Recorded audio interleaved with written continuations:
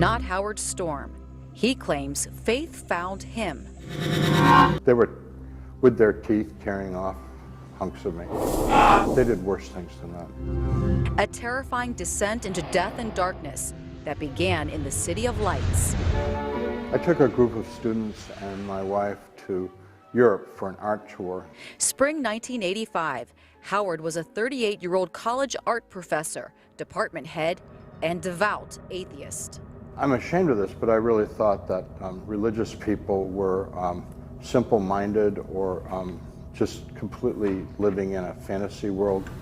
He didn't care about life's purpose, only pleasure. Then you die and it's over. Paris was to be the piece de resistance, until a nagging stomach ache suddenly intensified. Pain was the most acute pain I'd ever experienced in my life. A gastrointestinal perforation with corrosive digestive acid spilling into the abdominal cavity. Oh, I needed surgery within a few hours or I'd be dead. Howard's condition was critical, but the hospital staff couldn't locate a doctor to prescribe pain medication, let alone operate. Because it was a Saturday and nobody was aware of it, there was no surgeon at the surgical hospital. 10 hours later, he was ready to die. So we said our goodbyes and I closed my eye and went unconscious. Then something unexpected happened. He woke up, feeling more alive than ever, looking at his dead body and his wife crying. So these people were outside the room calling me by name. Come with us, Howard. They said, hurry up, Howard. Come with us, let's go, we know all about you. So I thought that they were going to take me to my surgery. But he says there was no surgery. Instead, he was led into a never-ending, dark, damp space. I was terrified, so I said, I'm not going any further with you, and then they began to push and shove. He says dozens, maybe hundreds attacked, biting, ripping, tearing him apart, just for fun.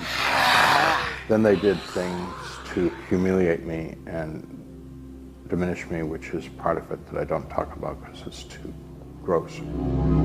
Was this hell? I don't think I was in hell. I think I was being processed, sort of like this was my indoctrination to become like them. And that's when he heard it.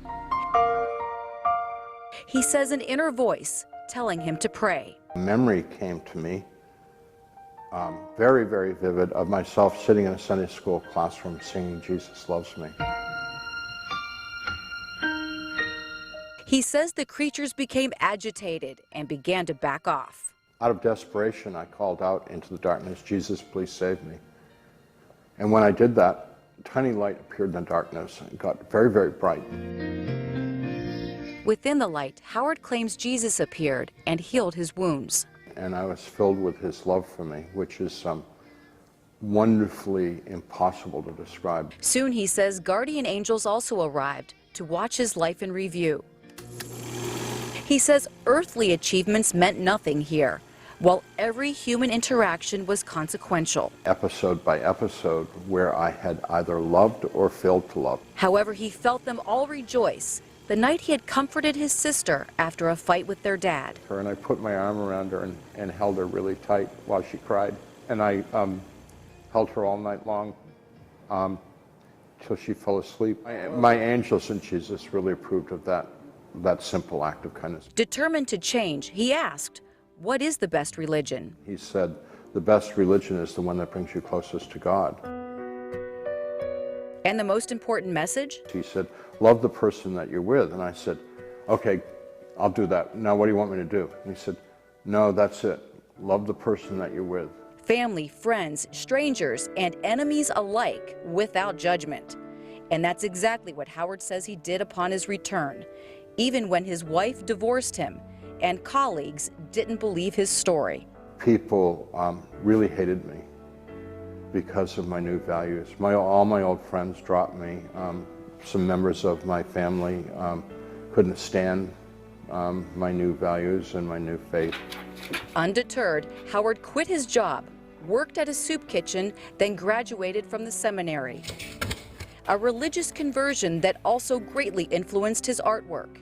This is the first painting I did after my experience. Illustrations of the hellish and heavenly journey are hung throughout his northern Kentucky home, which he shares with his new wife, Marcia, a woman who's never doubted him. Why would he give up a full tenured professorship and his retirement. Logically, it doesn't make sense. And yet, it's so powerful that that's what he was called to do, and that's what he did. Howard's also written a book titled My Descent into Death, and 30 years later continues to tell his story to anyone who will listen. I can't save anyone. That's between them and God, but hopefully through love and kindness you can make an impression on people, which will give them you know, an opportunity to rethink what their beliefs are about.